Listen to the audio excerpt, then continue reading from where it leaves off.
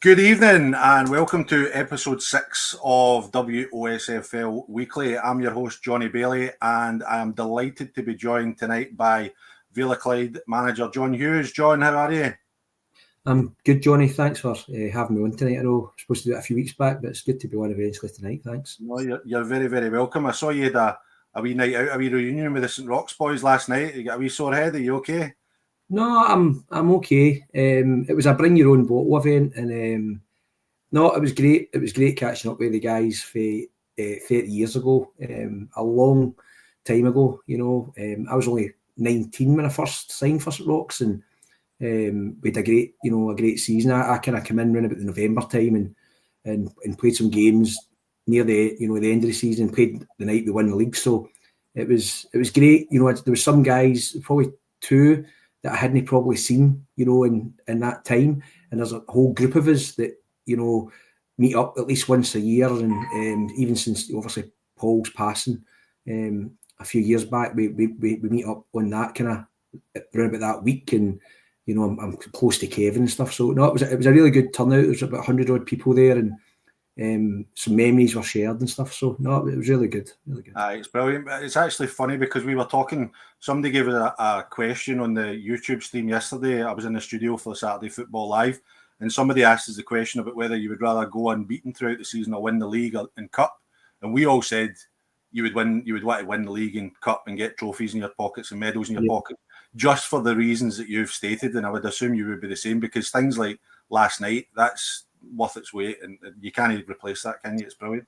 No, you can't. And that group had been a real special bond, and it was Paul that probably brought us all together. So it was certainly him that brought us all together. And some of the times we had back then was, there was one of the questions last night was asked as a kind of question and answer thing with some of the players, and how did you know when to go to your nights out? It was basically turned up for training on Monday and the Thursday and the Saturday, and you were, that was it. You were just out, and then there was no phones, there was nothing.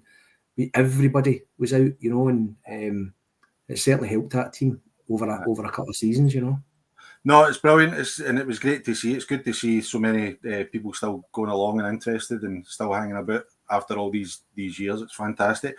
Okay, so we are live on YouTube just now. Thanks to everybody that's tuning in and watching us. Remember, you can rewatch the show on YouTube if you just go to the Pyramid Promotions YouTube channel. We'd really appreciate it if you could subscribe to the channel.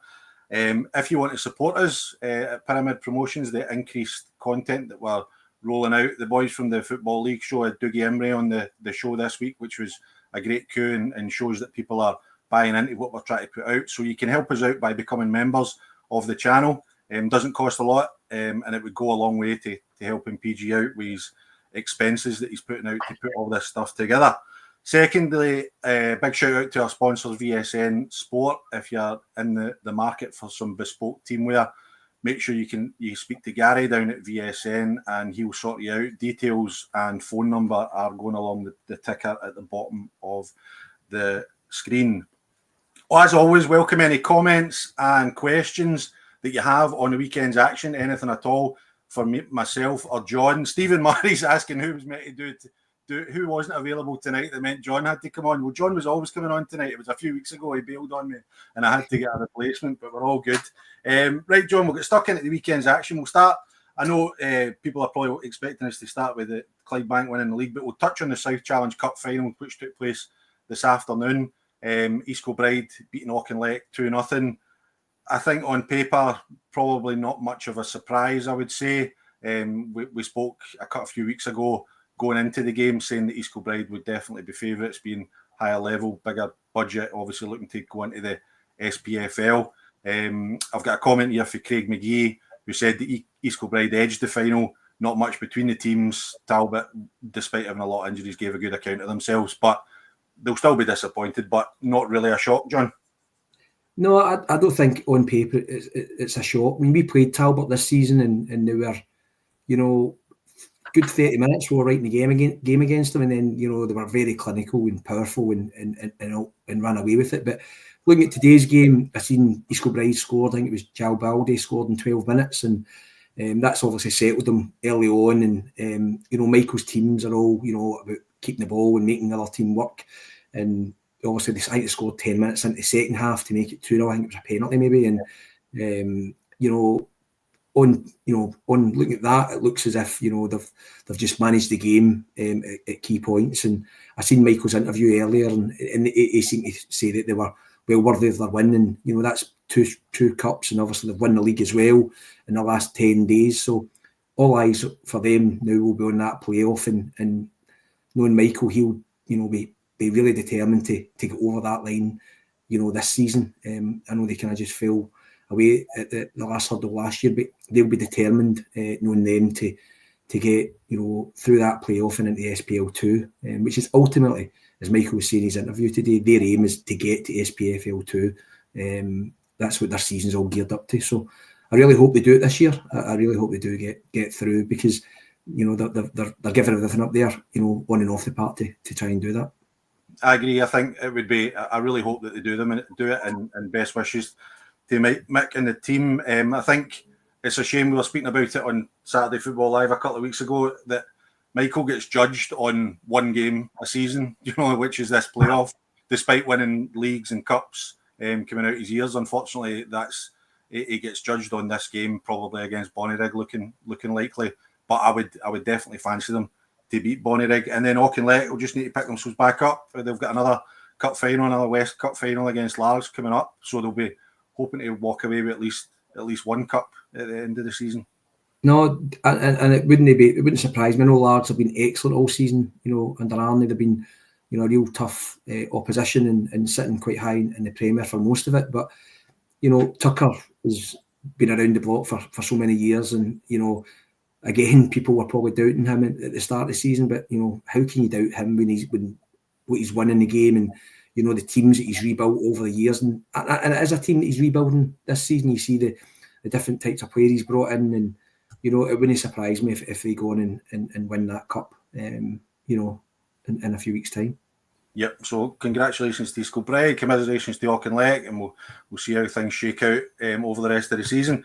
Okay, moving on to the Premier League now. It's kind of interesting, John. I don't know how you feel about the whole league reconstruction chat. If you've heard much, if there's been much chatter at Vale of Clyde about it, I don't know.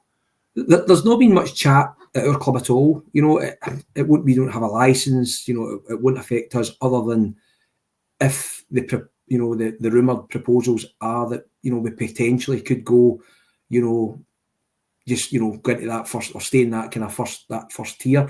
I kind of used it in the last week with the boys. Well, let's keep winning. Let's try and get as high up the first division as possible, and you might end up, you could end up in the Premier. Just you never know.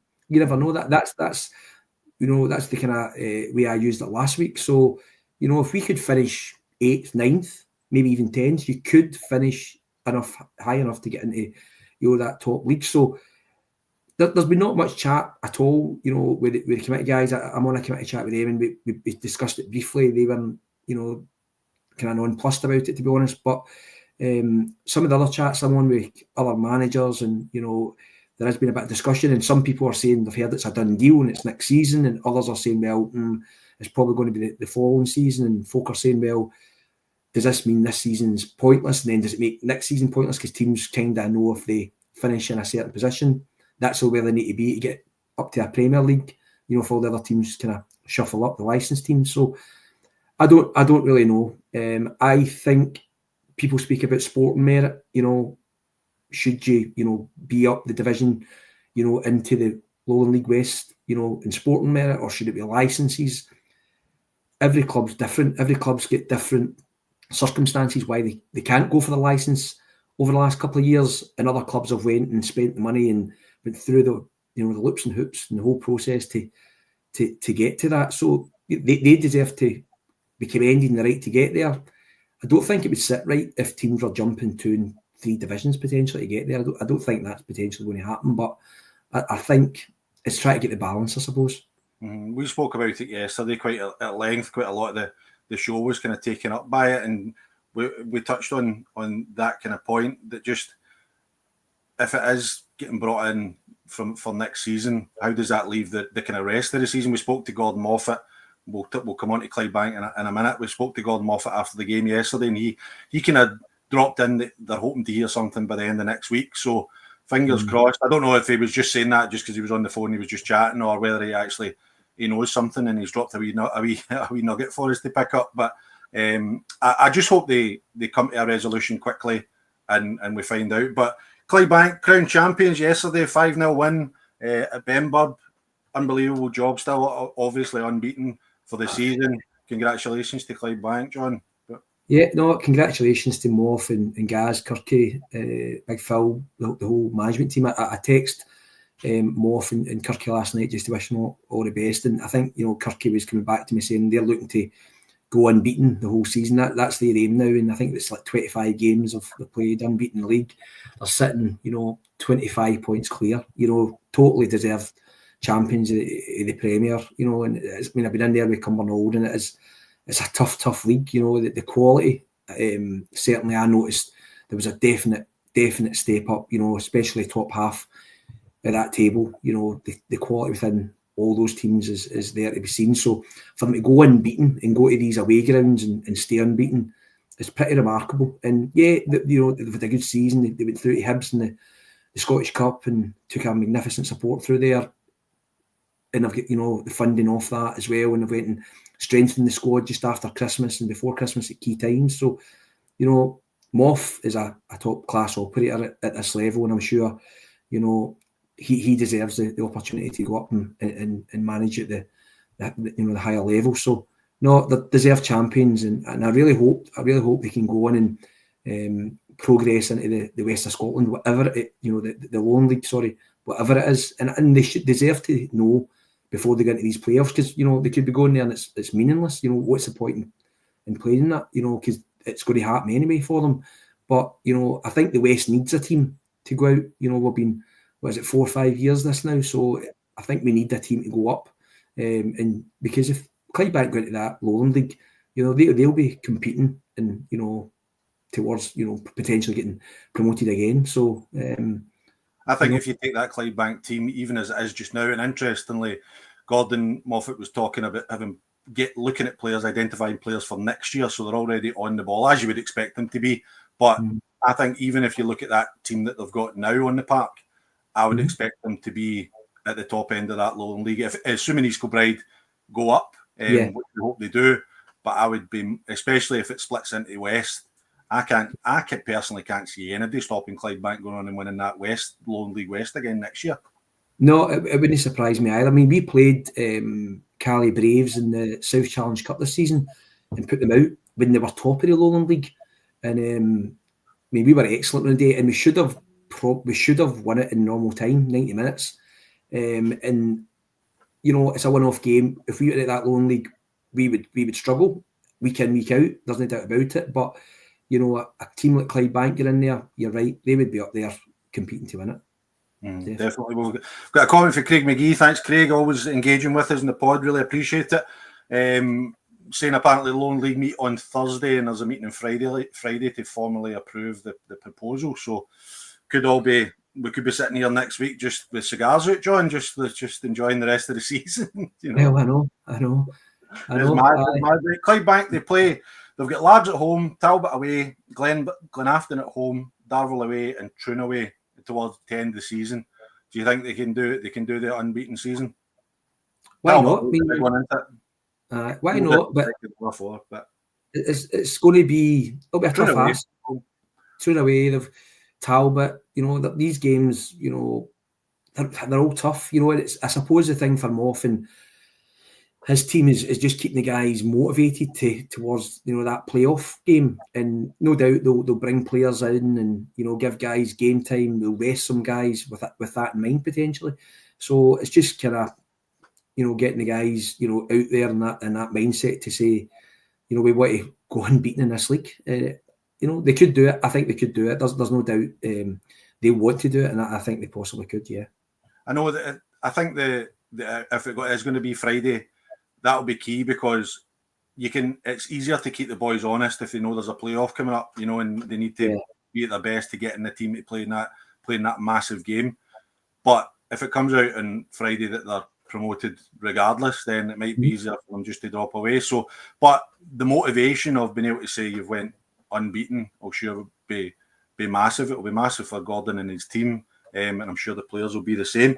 Looking around the league, obviously down the bottom end, Gart Cairn, new manager, Ryan McStay gets off to a great start, going away to Largs, which is always a really difficult place to go, and winning 2-1, 1-0 down. 1-0 down, yeah, I think they were 1-0 down. So, you know, new manager bounce potentially, but no, I think great win for Gart Cairn, because I don't think Lars have lost many at home this season. So, no, the good management team got in there. Ryan's a very, very, very good coach, was, you know, a top guy. So, no, they should, maybe too late for them though, I think, you know, potentially for, you know, I know that's what we were kind of speaking about it, and I spoke about it last week.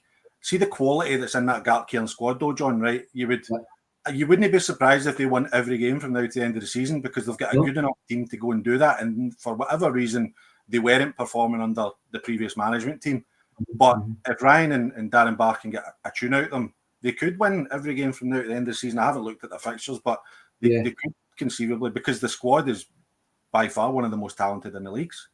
Yeah, no, definitely. I think they've got Gart Cairn at home this Saturday. Then they've got Glenafton away, Troon away, Troon at home, and then Shotts away. So potentially that last game away to Shotts, you know, because they're, you know, that could potentially be the one. You know, if they could maybe pick up a couple of wins before that and win that, that could keep them in the league potentially. You know, definitely. But a great start. It's always good as a new manager to get that first win, get the monkey off the back. You're always waiting for that first win. Definitely. No, that's always when you go into a club, you just want to get that first win and get it out the way, you know, kind of thing. So you feel everybody's judging you until you get that win, don't they? That for us this season, you know, we went to Blantyre in the first game of the season away, and you know, we won 3-0, and it was just, you know, first 3 points of the season. You're not going week after week trying to get that first win. So as a manager, you definitely want to get that right away. You know, it's good. Yep.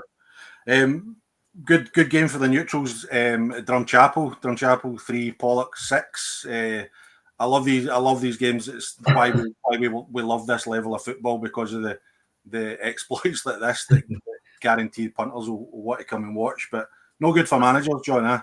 No, I watched the highlights of that this morning, and Pollok were 3-0 up at one point, and I mean, Adam Ford, I think that moved him to third top joint scorer for Pollok yesterday. And it was an overhead kick. I mean, absolutely brilliant finish. And then Drumchapel get a guy, they get Kevin Nicholl sent off, and then they come back into it 3-2. Pollok went 4-2, and I was watching Max's interview after it, and he was just getting confused with the scoreline. There was that many goals, but you know, great result for Pollok, and Stuart's done brilliant the last, you know, he's done a great job there, and he was great at Rob Roy. But you know, I think people were questioning him, you know, maybe a couple of months ago, but he's been round the block. He knows the game, and he's totally, you know, they've been on a wee run, and you know, I think they're sitting 7th now, comfortable in that division. And that result yesterday, I mean, Drumchapel are a real good side, you know, and up there on the Astro, but you know, Pollok have went there and done a job on them. See, the thing for me with Stuart Maxwell, with Maxie there, is he obviously he scrimped and saved and managed to put a team on the park at Rob Roy year in, year out on little money, and done an unbelievably good job there. Then he gets the chance to go to Pollok, and he's probably looking at it thinking, I'm finally going to get the chance to work with a bit of cash, get better players in, put a team on the park in my vision. He's done his apprenticeship, so to speak, and this is him getting to go and do the job and show everybody what he can do. But now it looks as if they might be going back to scrimping and saving and having to put a team on the park with a lot less money than other clubs. Do you think he looks at that and goes, do I fancy going back to doing that? Or you know, because it's just that, and like you said, the Pollok fans giving him a bit of stick, I disagree with, because I think he's, under the circumstances, I think he's done amazing. But do you think he maybe looks at that and thinks, I wanted to get away from this kind of situation, you know? Possibly. I just think, you know, he's went there. Pollok are a massive club. and you can, reading between the lines, you've seen it in these interviews over the last few months. There's obviously been a change of circumstances there in terms of the budget, etc. But he knows the level. He knows where to go and get players. He's got great contacts in the game, and he's that team has got a good bit of experience through the centre. But what he has done, he's brought in some real promising young players, and they're getting the opportunity to play at Pollok where they might not have before. One of the boys, Andrew Gaffney, I had for a couple of months. He'd been released for St Mirren last year. He was actually in the 20-man squad at Celtic Park the season before. And if somebody get injured, he was actually going to be on the bench at Celtic Park. I've worked with his dad for 20 odd years, and he get released for St Mirren, was kind of floating about. We had him in for a couple of games. He get man of the match against Irvine Meadow for us, scored, and then the opportunity it came to go to Pollok, and he's played, I think, probably 12 games. I think 12 games in a row. His dad was saying the other day, and set up a goal yesterday, and fantastic, young player who will have a big future of the game. But Stuart's seen that, and he's brought him in there, and he's amongst a few others is thriving with a few experienced guys running about him. So no, fair credit Stuart. He will be, I suppose, he's been at Rob Roy where he's earned his stripes and he's worked really hard, to get to Pollok, and then the circumstances potentially change. But we're in this game, we love the game, so whether you have got X amount or Y amount, it's how you best use it, I suppose. And he's using everything in his managerial capabilities just now to get Pollok in a really good position in the league. Given and maybe having those young players in is the motivator, because how good it is to get a group of young players and bring them through and see them grow and see them progress and turn from boys into men and all that kind of stuff. So maybe that is a motivator for him as well to kind of keep on and doing the job. But no, it'd be interesting to see how things work out depending on the reconstruction, and especially down the bottom of the league again.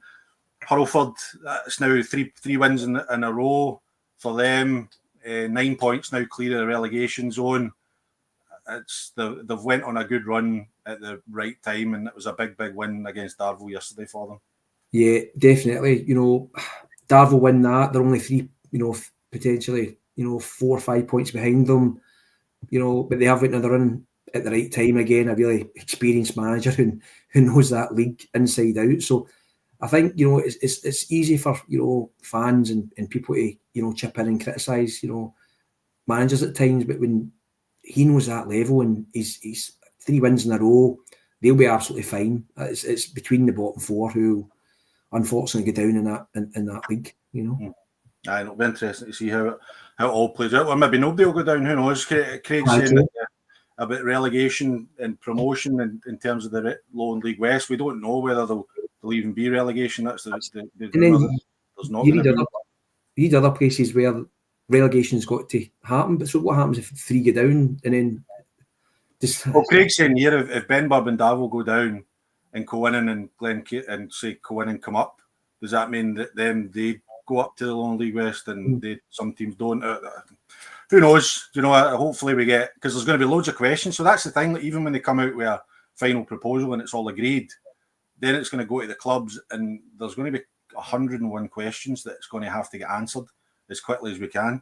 And just on the league as well, we obviously spoke about the Johnstone Borough and Darvel thing, because that'll have a big impact on Darvel's season. And I'm really surprised that we haven't had a resolution to that. As far as I know, I haven't seen anything on social media from either club. So it's interesting because we heard there was a meeting on Tuesday and it was going to be discussed. And I'm surprised. I don't know about you, John, but you hope that these things get wrapped up quickly as a club, because you need to know what's happening if you're going to have to reschedule a game, if you're getting 3 points, if you're not. So it's not ideal for Darvel and for Johnstone Borough to be hanging on waiting. No, it's an absolute bizarre situation, and obviously I heard that Saturday night, when it happened, for me, I think there's got to be transparency, and clubs need to know what they're facing. Are they going to face a replay, which in my mind is probably the scenario that should happen there. As a precedent's been set before at other leagues there, a replay is the outcome. But for me, fairness potential. I think, if it's had that such an impact in the game, which it clearly has, with the subs coming on and then impacting the decision became a penalty, I think probably the fair outcome would be replay. But then you've got to get that date in the calendar. Teams then need to know when they're playing the game, what the games are after it and before it. And obviously Davo in that situation, Michael will be looking to get that resolved really as soon as possible. Yeah, and Johnston Borough I think they've got eight or 9 games in 29 days or something like that throughout April. So squeezing that in is not going to be ideal. But just before we leave the Premier League, Liam Collo is asking if we know if any of the old Junior Super League, if anybody went unbeaten in the league. I can't think of anybody in the top league, but I'm not a historian by any means. You maybe know a bit more than me, John. No, I don't know. I really don't know. Don't know if you're watching and you do know, if you're a junior football historian, please let us know in the comments if anybody has managed to go unbeaten throughout the whole season. It'd be much appreciated. Okay, John, we'll move on to your own division. Great win for you yesterday. We've spoken at length on the show about the games you've had a lot of draws this year. How important it is when you're kind of flirting down the bottom to pick up those points. But a really solid 2-0 win against Ardrossan yesterday. You must have been delighted with that. Yeah, we were. The first half, we played really well. We were solid in the first half. We took our chances, at the right time. Up 28 minutes in, and then maybe about 38 minutes. 2 goals from Paul Donaghy, who took his 2 opportunities really well. The first goal was, a good move down the left, and Alan Hare's played it diagonally across to Lewis Taylor, who's whipped in a ball, and Pablo's come in at the 6-yard box and finished it and bundled it over the line. And then the next goal was a ball over the top, and he's been round the goalkeeper and finished it. 2-0. We could have had a couple more. Ardrossan had 1 or 2 kind of chances that we've blocked at the edge of our box, and to be fair, 2-0 at half time was really good value, I think, for us. Second half, a different side to us where we had to defend, and Gavin was always, what his teams are like. They were, he obviously gave them a right good, talking to at half time. Surely not. I could hear him through the 3 doors at the Vale, so into my dressing room. But he gave him obviously a talking to at half time, and we knew. We've kind of come through the leagues with them, And to be fair, I think they've only beat us once in my time, and I think it's in 5 games since I've took over. So, they came at us, we defended well. To be fair, the first 10-15 minutes of the second half, we had 2 1-on-1s with our goalie, and we really should be taking them. And then the last kind of 20 minutes, they've came at us, we've changed our shape, went to a back 4, and we've just kind of seen the game out. Craig Gordon, who's been exceptional this season, had 2, wonderful saves, like the 88th and 90th minute, to keep it at 2-0, and we've had bodies in the line type thing. But, we deserved it, and that's 2 back-to-back wins, against Thornleywood, who before that were on a great run, only lost to Talbot in penalties a week before, and some real quality in their team, and, then beating Ardrossan yesterday. Puts us in a good place. I know PJ, I was on the thing a few weeks ago, and he said, have you talked about the relegation? We genuinely haven't really spoken about it. We honestly, and that's the honest truth, because we've never been in the bottom 3 the whole season. For the very first game, we've never been in that bottom. You've obviously kind of get your eye and think, but we're punching way above our weight. I mean, like way above our weight in terms of this league. To even last season get out the second division, we finished second to Ardrossan, and we beat Ardrossan for the league, the year before. Was massive. I mean, to get out the second division above some of the teams that were in that. And to be fair, every game this season, out with Thornleywood away and Kilbirnie away, where against Thornleywood, we were 2 each with 20 minutes to go, and I went for it. I put another striker on, went 3 up front. I thought, let's try and win the game, and they cut us open and they beat us 4-2. Kilbirnie away, I picked the wrong team, wrong formation. we were 2-0 down at half time. Second half, we changed it and we should have got a draw. And a few weeks ago against Atherley, who have been the best team we've played this season in my mind, they were just too strong for us at home. They beat us 3-1. We drew one each down there, and arguably we could have won that night in the second half. But Atherley a few weeks ago, just before Colin left, were really, really strong against us at home. Their, physicality, just their power, on that day, and their quality, deservedly win that game. But, we've had 9 draws. Out of those 9, I would have probably said we should have probably won 5 or 6 of them. The other 3 were itchy peachy. And if even we draw 3 of them, we're sitting 7th, 6th, 7th. So, it's a tough league. But I knew that from my previous time when I managed Mary Hill. The quality was in it, and it's probably stronger because you look at everybody could beat anyone on their day.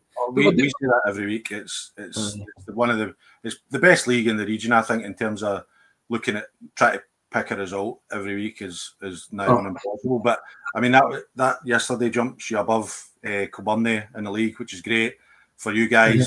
But also looking at your running, you've got Ashfield to play, you've got Rob Roy to play, and then I think you've got Kilburn to play as well. So yeah.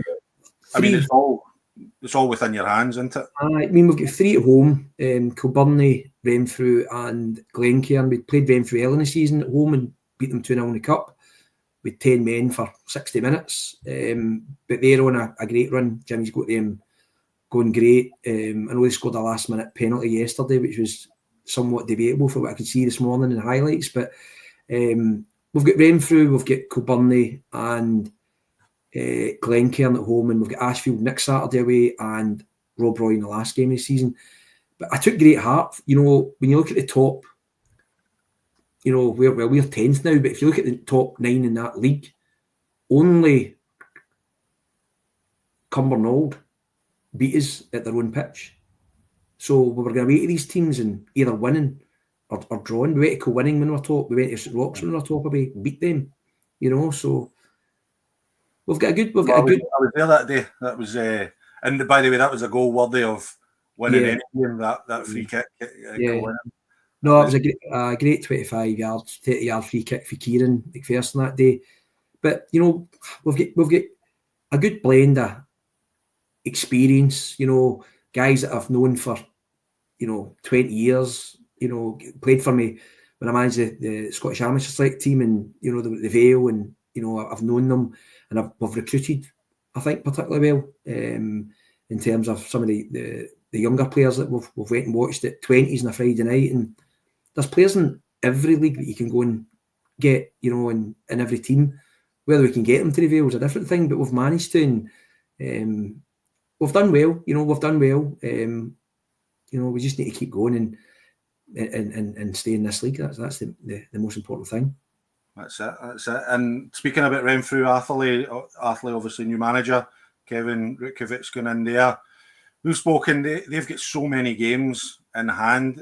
And again, I think they've got 8 games in 29 days coming up in April, midweek games all over the place. As a new manager going into a club, how does Kevin try and manage that? Because it's not just about managing that, but it's also managing the expectation that Atherley are going to be up the top end of the table, try to get promoted as well. It's a difficult one. He's come in at that point of the season. Whenever into clubs, it's I suppose I went into the Vale with 19 games left, I think it was, when I went into the Vale around about the end of February time. And it's difficult because players will probably try to suss you out, you're trying to suss them out, and you're almost not want to change too much. You want to kind of keep it similar and just kind of steady that ship and keep it going in the direction that I suppose the committee and the fans and everybody wants it to go. He's got 12 games left. I think Atherley will get promotion. I thought they would win the league. I genuinely thought they would win the league, but I think they'll get promotion. The games, could they catch up with them? Possibly. I think it's just, if you're a player, you want to be playing. I'd rather play than train on a Wednesday night, and getting to this point in the season, whilst the parts will be fiery and, you're trying to get through work and it's earlier kickoffs and, you just need to get through it. And sometimes, it might be better for them going Monday game or Monday training, Wednesday game, Saturday game, Monday light session game, and you just roll with it and hope that you get over the line.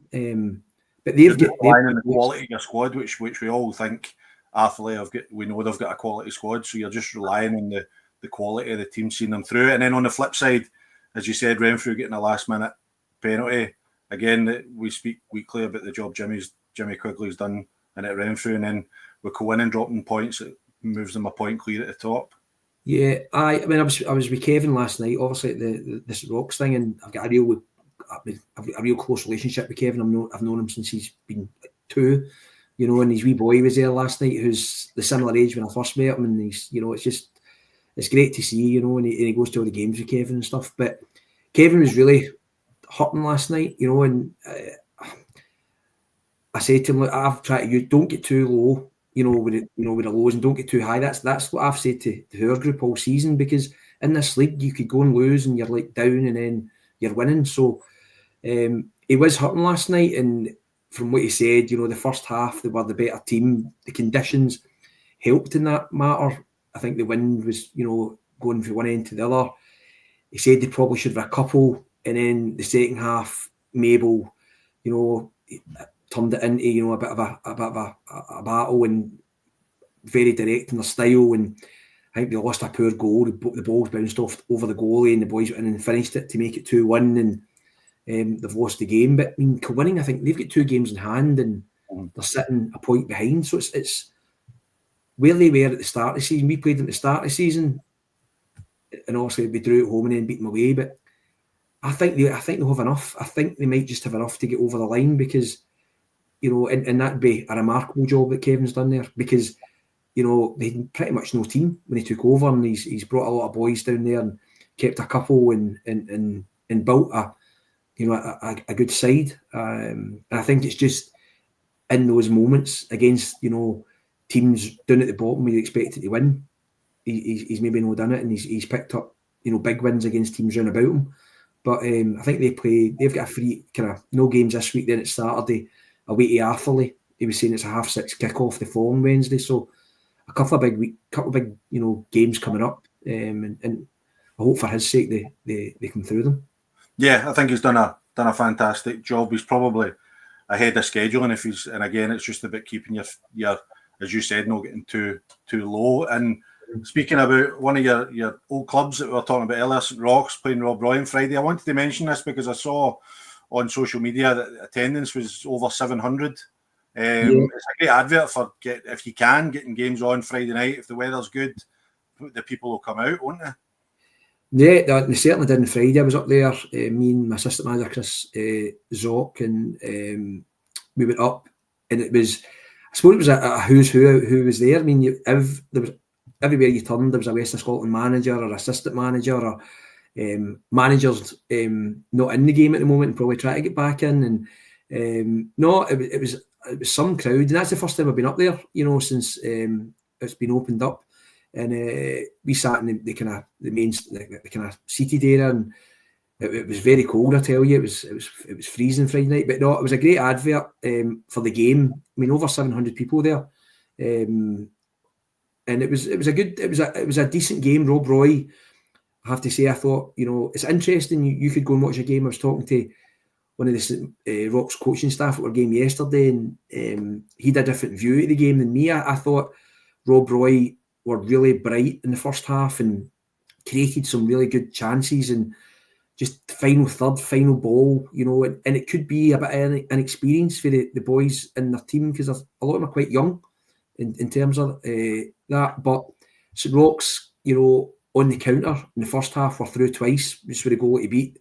Didn't take the chance, and at half time it was 0-0, and Rob Roy were, I would say in my mind, were the better team in the first half, and then the second half came out. Rob Roy started similar, but then the longer the game went on, you could just see St Roch scoring. You could just, you know, you could visually see it, and they scored and could have had a couple more, and they kind of defended a few balls into their box and went away with the 3 points. So, you know, Kendall will be delighted. I know from speaking to him, you know, I think they were looking for that win, because I think in terms of the league, they were, you know, a few draws, a few losses recently, but, you know, getting that win away just kind of cements them kind of up to 7th, and they're 4 points behind, or six points behind third, game in hand. If they could maybe, they've got 8 games left. Who's to say they could push for the top 3? They've been in and run about it all season, so potentially they could sneak into that top 3. But that was a massive win for them in Friday night, and it was a great advert in terms of the crowd, the spectacle that was put on. So no, fair play to Rob Roy Friday night for the attendance. No, it's a fantastic advert for the level, and it's great to see. And I think you're looking at that league, you actually wouldn't be surprised with any combination of 3 going up. It's just so even up there at the top, which is fantastic. Okay, we'll move on to the second division. Now, big game was obviously at the top of the league. Neilston hosting Whitlets, a 1-1 draw. I would probably say that Neilston, although that's, I think, the 4th draw in a row, it keeps them 2 points behind, and they've got a game in hand over Whitlets, so they've still got the chance to go above them if need be. So it probably favours Neilston, but on the flip side, it's now 4 draws in a row. Where speaking as a man that's had a few draws this season, it'll be interesting to see how that is viewed by Andy Whiteford and the team at Neilston.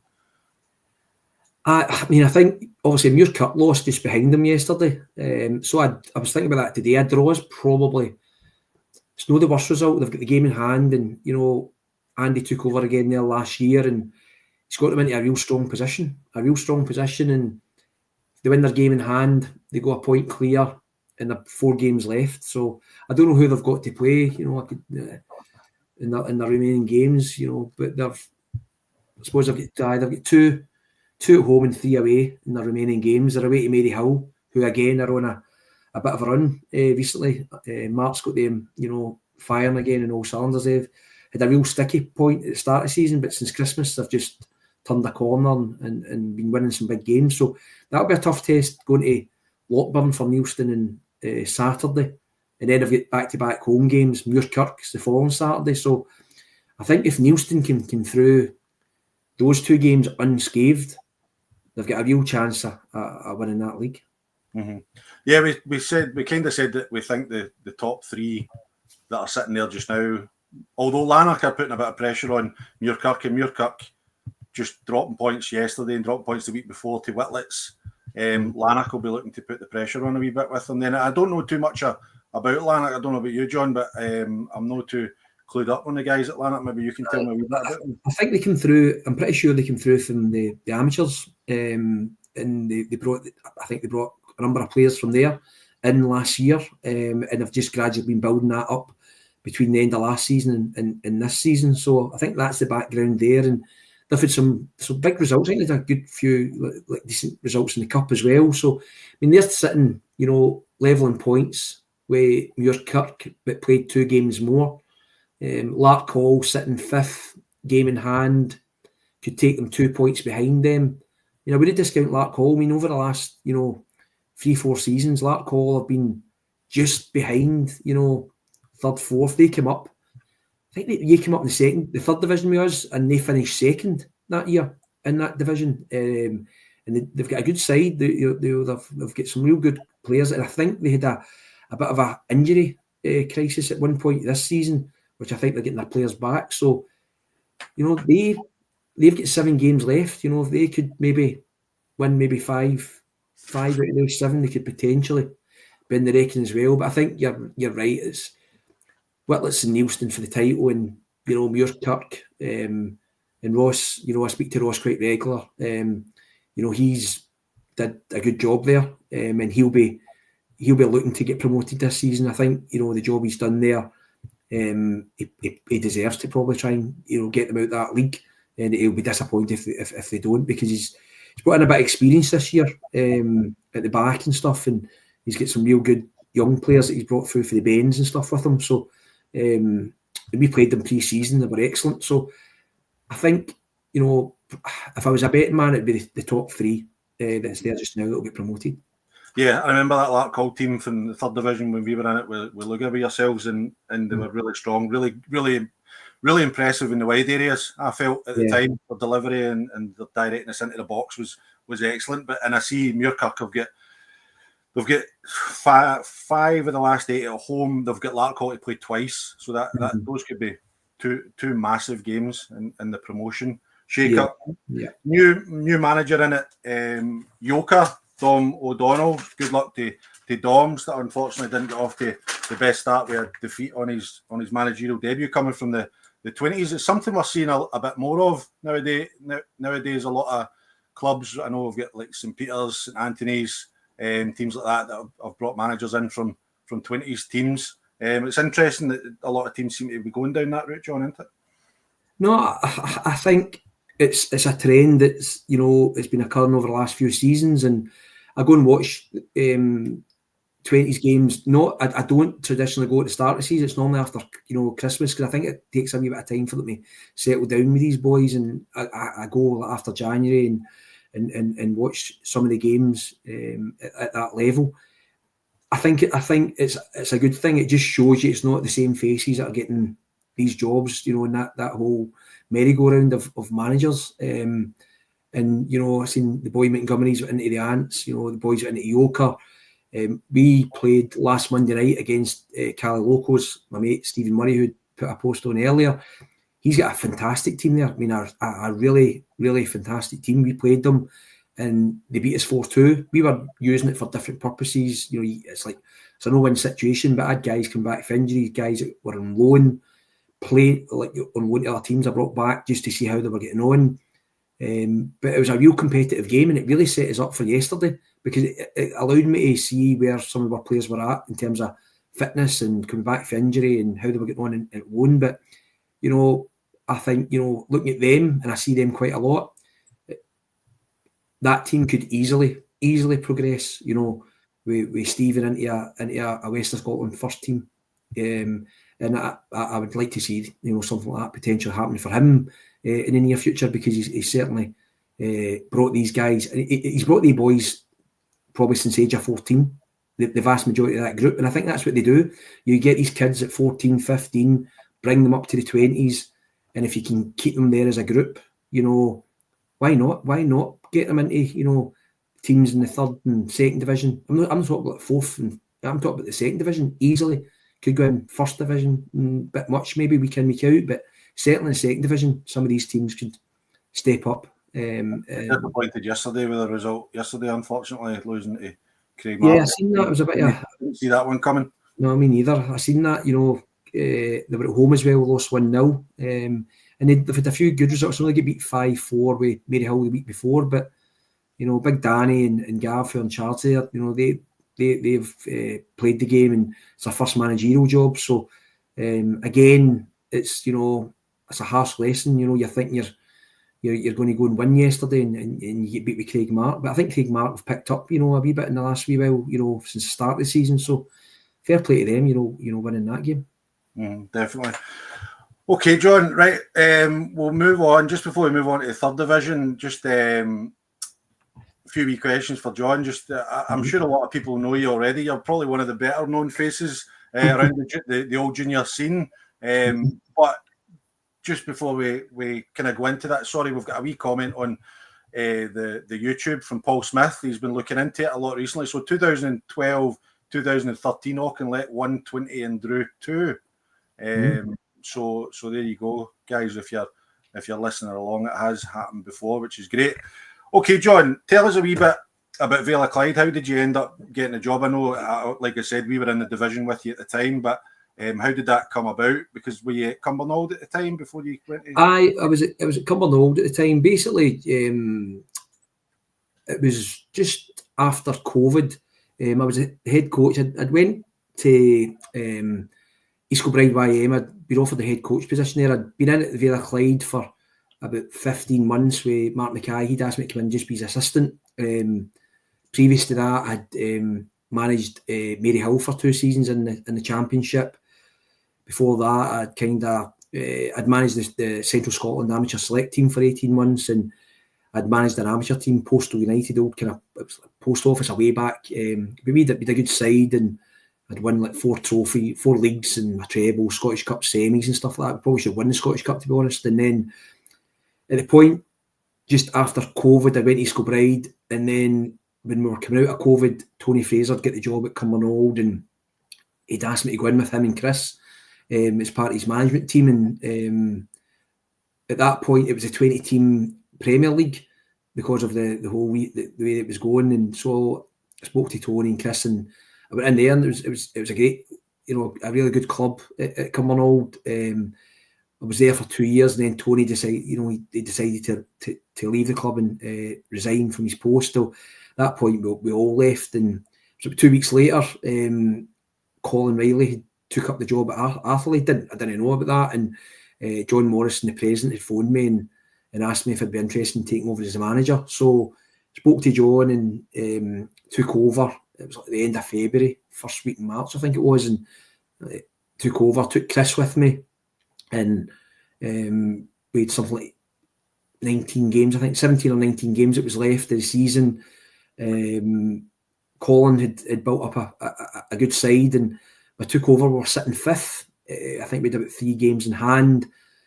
Took over, and basically I think we won 17, drew 1 and lost 1 of the remaining games of that season, and won the league fairly convincingly.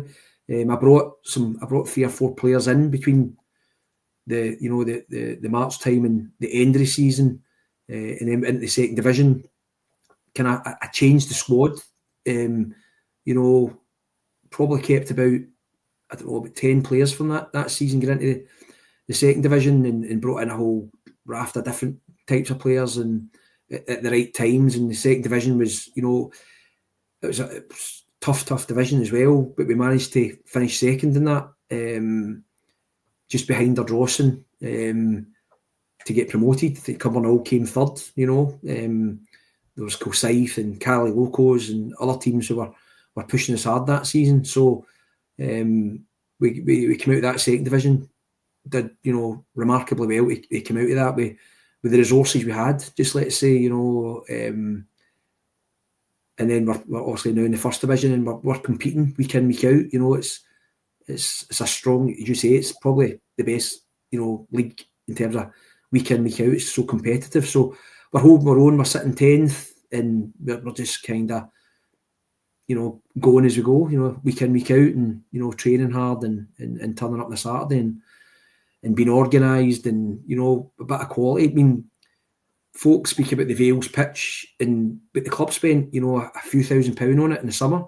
We put down 60 tonne of sand and got it verti-drained, and we've had no games off. We had no games off last year on it, and folk say it's a hard place to go. It is a hard place to go, and we take great pride, and especially since I've taken over, we don't lose a lot of games there. But to be fair, on the road this season, we've been excellent away. Bigger parks, suits us. We've got real quality in the wide areas. We've got guys that you've seen it at Winning and other games. We've got players who, pose real dangers for opposition. And we'll get great experience at the heart of the team with Stephen McDavid, my captain, Robbie Peebles at the back, and other Craig Gordon, the goalkeeper, Kevin Turner. The last 3 or 4 games, has been exceptional. And we've got a good group. We've got a good group, and we try and keep that ethos within the dressing room, that we don't really bring people to the club that's not going to fit into what we're trying to do. I know it's easy for people to say. I don't really talk about cultures and stuff like that. I just talk about the group and how we try and just make sure everything's done as best as possible in terms of standards and how we drive each other, and it's a collective thing. I speak to my senior players. I've got a WhatsApp group with them, and I'll listen to them and we bounce off each other. It's no just this is how we do things. It's pretty much an open thing. Yep. No, I remember when you come in, because like I said earlier, I was coaching with George at Lugar when you were appointed, and we'd played Vale of Clyde at home when Colin was still the manager, and they absolutely battered us 5-0, and I actually get sent off that day for shouting at the referee. But so then you come in, and we come up to you on a Saturday, and we were obviously fighting for our life, and we're like, I wonder what this is going to be like. It's going to be any different or whatever. And then you get a man sent off early doors, if you remember, and then you still battered us. You still battered us. So was there no 5 penalties, 4 penalties or something like that night. Something like that. Aye. It was 10 men for 80 minutes or something.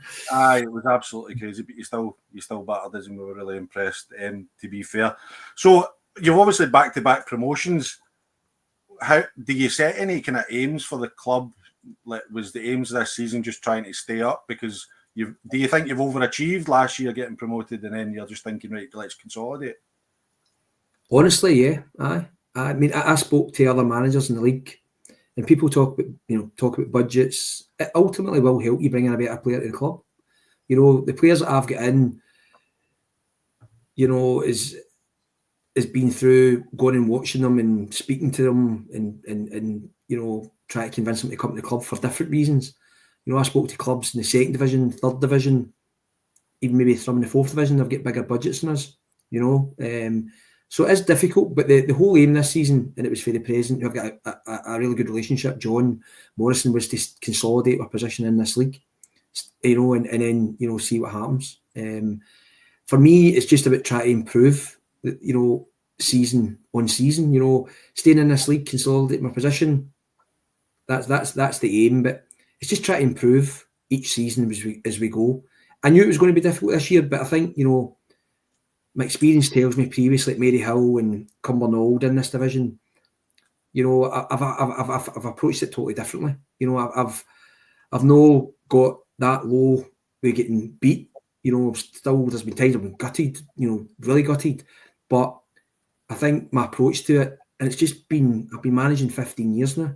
I think it's just that, it's just the length of managing that you can kind of see it differently, maybe, you know, see it differently. So I've looked at it. We've had 9 draws. We've been excellent away. We've won the last 2 games back to back at home. And to be fair, we've no lost, maybe apart from Rob Roy, we've no lost against the teams that we shouldn't be losing against. Or maybe we should be, you know, but we're certainly punching way above our weight, in my opinion, and a lot of people's opinion. But it's just about keeping that improvement and try to, you know, see where we can strive to get to. You know, you spoke about it earlier, this reconstruction. We finished 9th. Could we be in the top league? You never know. So let's see. Absolutely. Okay. And you said you've been managing 15 years, coaching 15 years. How do you see the game changed in the last kind of 10 years or so? I would say it's the money. It's the money that average players are asking for at this level. And especially to sign for the Vale. I mean, I went and spoke to a boy pre-season, and I probably was there 10, 15 minutes. I knew as soon as I got there it was just about money. I had a goalkeeper come in, and he was being offered money in the East League, which was like just crazy, and he'd done nothing. And I'm like, nah, but you're not going to get it here. And then, you know, our current goalkeeper comes in, Craig Gordon, who's an absolutely brilliant goalkeeper and a brilliant person.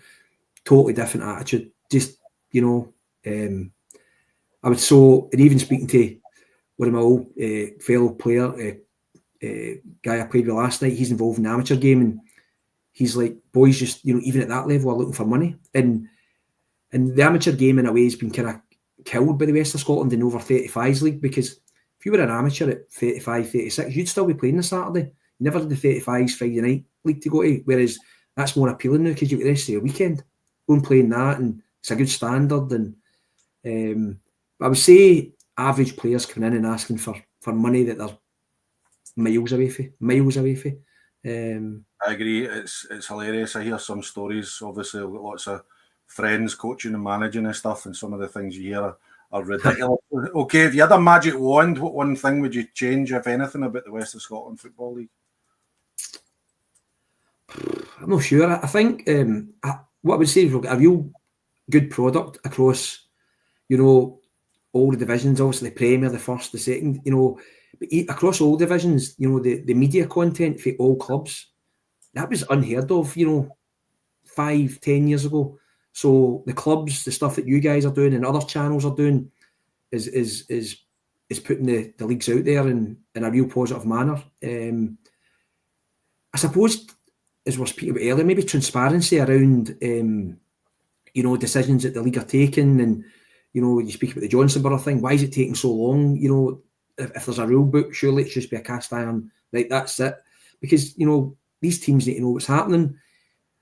Maybe one thing is maybe getting some of the referees onto a show like this and getting them their opinion. I know they might not be able to give full opinions and everything, but maybe getting a different take for the referees, and rather than having managers like me, perhaps berating them sometimes. I've tried to get better, getting their take on it and where they see decisions and why they take these decisions, or is it are they being closely managed by their observers and by the SFA refereeing body?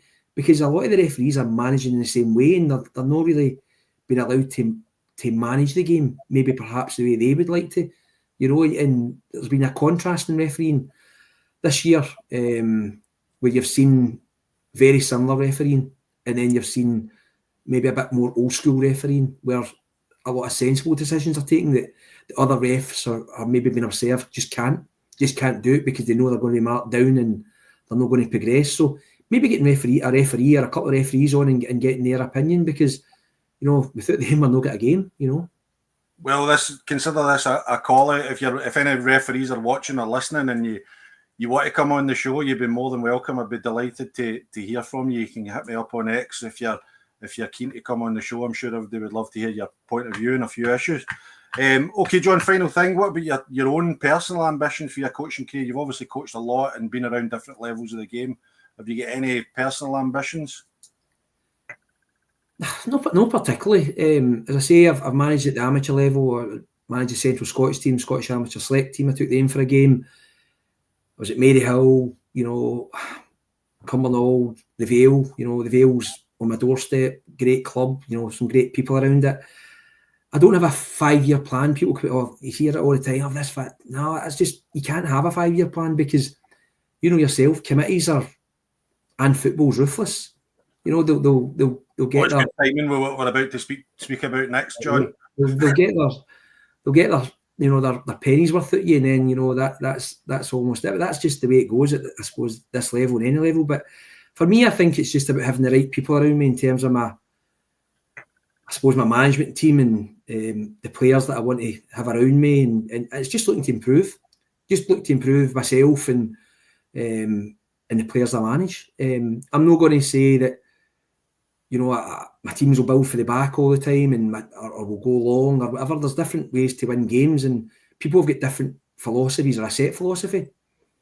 I don't think that works all the time, just having the same plan A. This is how we're going to play all the time, because ultimately I don't think it will get you where you need to be. I think you need to have different tricks to win games of football, and it's not always the pretty way. There's winning ugly. End of the day, next day in the social media or the Sunday Mail, it's the scoreline that's in the paper, So I've no pressing ambitions. I'll just look to see where it takes me. You never know. You never know in football, and I've been in it 15 years, but I'm 50 this year, so I'll take it as it comes. I'm not ready to bow anytime soon, So I'll be going for. You're doing an amazing job at Vale of Clyde, and thanks for sharing all that information with us. Hopefully, everybody that's watching, listening along, really enjoyed that, because I know I did. It's always good to get managers' point of view and hear a wee bit about their backstory and what brought them to the club that they're at. Okay, third division. Moving on to third division, talking about committees. Lugar Boswell have made a management change yesterday. Mm-hmm. Now this is after losing 4-3 at home to Irvine Vicks, having been 3-1 up at half time, despite winning last week 9-4, which was a good win for the against Wishaw. So I'm obviously quite close to this because I was at Lugar for 3 years in my capacity as coach, and then also I kind of helped out with the committee stuff when I had to step back from the coaching due to my son being born. But my opinion on this is that I think there's a wee bit of blame to go about all over the place here and what I see here, because I think the committee waited too long to appoint Chrissy and then backed themselves into a corner where they couldn't not appoint him, if that makes sense, because George Wallace left on the 29th of January, and Chrissy wasn't appointed until the 24th of February. Now, in that time, he had 4 games as interim manager, and he won all 4. No, he won 3 of the 4. So they couldn't not give him the job, because he'd done well as interim. Now, I know he wasn't alone in interim. I know Adam Lowe, the defender, was helping him out there. But since then, he became permanent manager. They've only had 1 win in the last 6. They've conceded 21 goals and they've scored 22 goals. So it's kind of obvious where the problem has been. They're really struggling to keep the ball at the back of the net. I know that there was some stuff around Chrissy wants to play expansive football and play out from the back and stuff like that. But my argument against that is that the committee knew that when they gave him the job, because Chrissy has always said that that's the way he wants to play. And even when he was coaching under George, he would often talk about how the fact that if he became a manager, this is how he'd want to do it. And sometimes for a coach, as you know, that can be difficult, because if the manager you're working with doesn't want to play football the way you play, you have to go along with it. You have to back him 100%. So for me, you can see, I think that they backed themselves into a corner. They couldn't not give him the job when I don't think they truly believed in him personally. And the last 6 results have just made the decision easy for them. That's my take on it, John. I don't know what you think. Yeah, I did see that earlier in January. The interim manager didn't appoint him for the kind of 4 or 5 week period. But for me, they're sitting, 8th in the table, and you've got Thorn who have ran away with it. You've got Forsyth Athletic, under the boy Baillie Hanlon, who have been, pushing hard all season. Greenup have had a wee bit of resurgence. Ardere under Sean. And then you've got Dalry, and I know Chris Wilson personally. I've known Chris for years, worked with him and through football. And I know how hard he's trying to get out that division. And they're sitting 5th, couple of games in hand. Could they get out it if they win the rest of their games? But Chris has been, and other teams have been at it for years trying to get out that division. And it's tough. Lugar, as you know, it's a tough place to, get probably players to come in and play. But, they're sitting 8th. They won 9-4 last week. I just don't know. I think, what are they going to benefit, between now and the end of the season? They're not going to go down. Would it be better, allowing them the remaining 6 games and letting them see out the end of the season? I don't know the guy. I don't know the personal circumstances around it. But for me, what is the benefit, unless they've got somebody lined up to come in that they see is going to be the person to take them forward, and it's giving them the time for the next 6 games and then, to bed into the start of next season. But I was told many years ago that the 3rd division, 2nd division, it's not about pretty football. It's about, rolling your sleeves up and winning games, and there's this ideology about, you play for the back, and that's fine. I mean, we got away from home. I mean, a couple of weeks ago against Thornleywood, we were excellent at home, building for the back. I mean, we were getting on it. We're 2 fullbacks were high, we're 2 centre-halves were getting on it. With the back 3 that day, we're right centre-back, left centre-back, we're getting on it and playing on our, supposedly tight pitch. But you need the players. You need the players to play in these systems. And there's a couple other clubs in that league who have adopted a similar approach, that they want to play this expansive building for the back football. And the managers have suffered the same fate as the boy Chris. They've suffered the same fate, and they've went back to maybe a different type of approach. But I just think, unless they've got some... Like, if you're, as we said, we everybody knew that that's how he was going to play. So there's arguments that saying you need to give him time to get his own players in to play the way that he wants to play, because he's got a team built by George and the guys there that were a bit more direct and a bit harder, and do you know what I mean? A bit that kind of thing. So you've got to give him time. He's going to do that. But then there's also the argument that if you come into that squad, now George had them playing well, they'd won a few games, and they were really hard to beat, then is it wise to go from, like, not quite polar opposites, but it's one end of the scale to the other in such a short period of time? It's a risky strategy to say, I know you have been doing this, and by the way, you get promoted doing this last year, but I'm going to change it completely in the middle of the season, which is going to be really difficult. So it'll be interesting. I've heard rumours that they've got somebody lined up. I won't say who it is, but I've heard that they've got somebody lined up. So it'll be interesting to see what happens going forward. But again, it's a club that I've got a lot of affection for, so I hope they get it right. Moving forward, Kilsyth Athletic, you touched on Baillie obviously leaving at the end of the season. Yeah, that's now up to second. I said last week it could be a fairy tale ending for him leaving at the end of the season with a promotion under his belt. No, definitely. I think looking at it, they've got a right good chance. I know they played Glasgow United yesterday, and I think it was 5-1 they won. And I think there was a couple of turning points in the game where they went 2 and 3-1 up at crucial spells, and they've got some real good players there. You know, we've brought a player or two in for them in the last couple of years, and they've got some real quality. I know Dale Fulton. I don't know if Dale was playing yesterday through his work, but he's an absolute smashing player. He's probably the best player I've coached technically, and they've got him in there and, you know, centre midfield. Really quality player, and they've got some real good young talents, you know, littered throughout that team, you know. So 5-1, it's a sore one for Glasgow United because they're, you know, down right in amongst the kind of relegation spot, and I know they've signed some quality players in recent, you know, weeks and months. So they really need to get out can't there. work out Glasgow United. They really can't with the squad that they've got and the players that they've got, individual quality that they have in the team. They go and get some fantastic results, and then all of a sudden they'll just throw in a stinker. I honestly, I can't. I'd be scratching my head if I was the manager up there just to what's going on. I mean, we played them last season in the Scottish Junior Cup, and it was a local derby, and I don't know, there must have been about 700 people there that day. It was like a lovely day and 100 miles an hour, and they beat us, and it was like, you know, as if the world had ended at Vale of Clyde, you know, and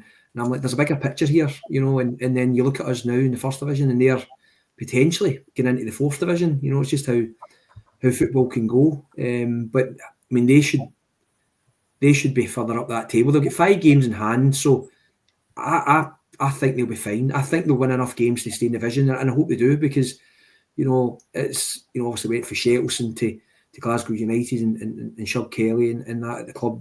They need to be, you know, moving up the leagues, especially with the quality they have. Yeah, I agree. Okay, we'll move on. We're kind of running a bit longer than usual, but it's there's always plenty to talk about. So I really appreciate everybody sticking with us on YouTube and listening at home if you're listening on audio form podcast tomorrow.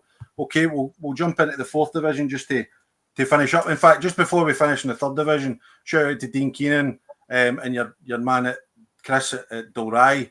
A 0-0 draw. We don't do 0-0 draws in the West of Scotland Football League. So I know that would have been an interesting. I'd like to be standing in the middle of the A2 yesterday in the dugout. So Dean, I only got to know in the last few years, but I keep in touch with him, and he's a good guy. And I know folk come on all the time, oh, he's a good guy. But Dean is a good guy, and I've got a lot of time for him. And as I say, Big Chris, I've known for years, and he was a daft goalkeeper, so I was a big daft goalie. But you know, I would like to see Chris and Dalry get promoted, because he's worked tirelessly there over the last few years. I know they've had problems with their pitch, and it can, you know, knock their runs at times out.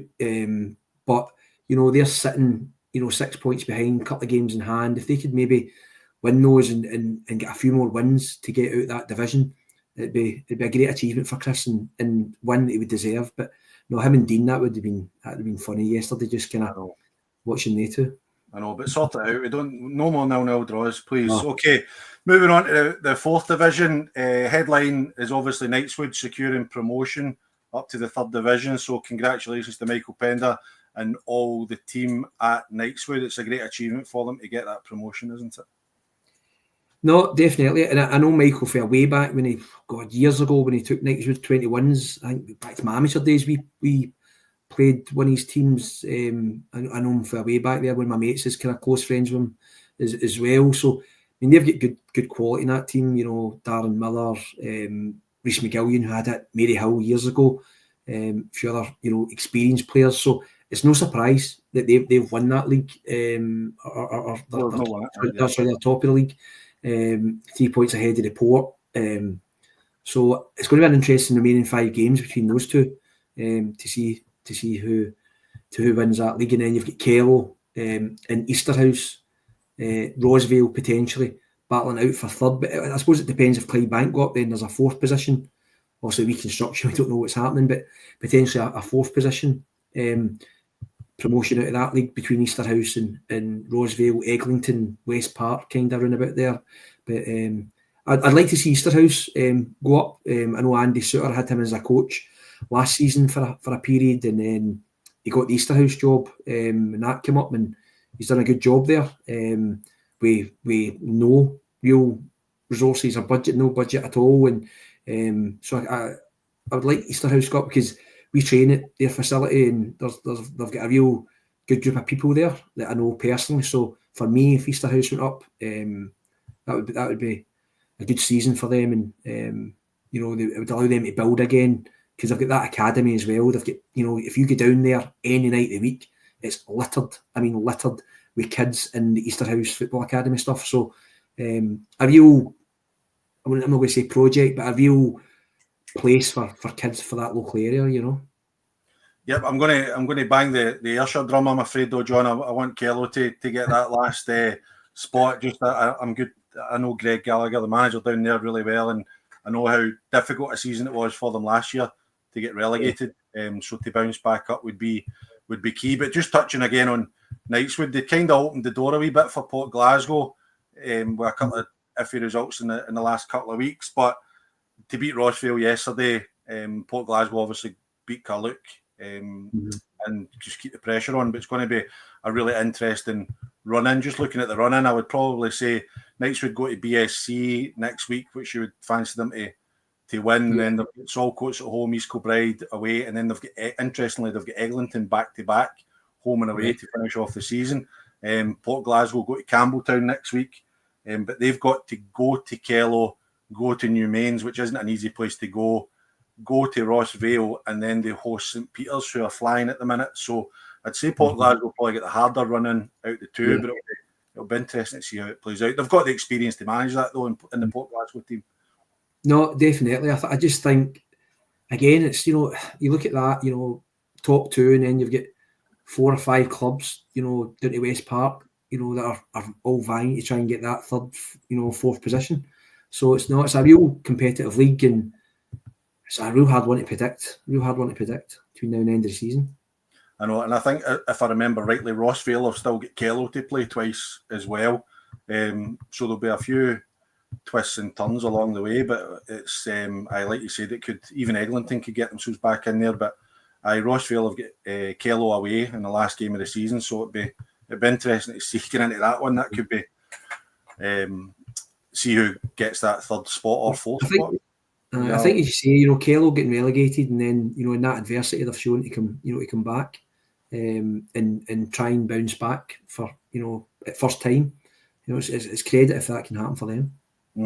I'm being corrected on Twitter for Peasy saying Kello isn't in Ayrshire. You're absolutely right. I'm sorry, it's in Dumfries and Galloway. Okay, but they played in the Ayrshire leagues. They were in the Ayrshire District League for long enough, so they're adopted. They're adopted Ayrshire. But it'll be interesting to see how things go on. I've just one last comment again from Craig McGee. Just said that they played Talbot played Vale of Clyde in the Cup early in the season. Really impressed with the running of the club. Couldn't be more helpful. So there's a wee nice comment on Vale of Clyde to finish up, John. Thanks, Craig, for that. No, I think to our credit, the committee, put on good hospitality. Last season, we built an extension to the kind of wee cabin area we have where people come in for drinks and stuff, and it was basically separated for the committee. So any opposing committee that come in go into this their own wee suite kind of thing. There's TV on there. They'll get served drinks and food, etc. And that was put in at the end of not last season, but the season before. And then at the end of start of this season, they built a whole new decked area all the way along, and we demolished the whole thing and built it from scratch. So it's a real vantage point to watch the games, and we've got new sponsors in, and no, the place is looking good, and there's other improvements that they're looking to do over the course of hopefully between now and the start of next season as well to expand some of that area. So no, some real good people at the club, and all committees. It's it can be short at times, but there's a lot of people that are doing as much as they can. That's what I would say. No, great. Right, okay. So thanks very much to everybody that has tuned in. Again, like I said, one of our longer episodes, but I hope you've enjoyed it as much as I have, recapping all the weekend's action, finding out a wee bit more about John. John, thanks very much for giving up your time on a Sunday evening to come on and join us. No, thanks, mate. I've really enjoyed it with you. Cheers. Brilliant. And don't forget that you can rewatch this on YouTube, and it should be available on audio format on all major podcast networks, hopefully by the end of tonight. If you're watching on YouTube, if you could hit the like button and subscribe to the Pyramid Promotions channel, it would be much appreciated. And if you could like and rate it on your podcast apps, that would help us a lot with the algorithms as well. Okay, 141 goals in 38 games across the West of Scotland Football League this weekend, averaging 3.7 goals per game. So if you're looking for entertainment on a Saturday afternoon, find your local West of Scotland Football League team, dig out a tenner and go and support them, because I know they'll certainly appreciate it. Thanks very much for joining me. I've been Jonny Baillie, and I'll see you same time, same place next week. Cheers.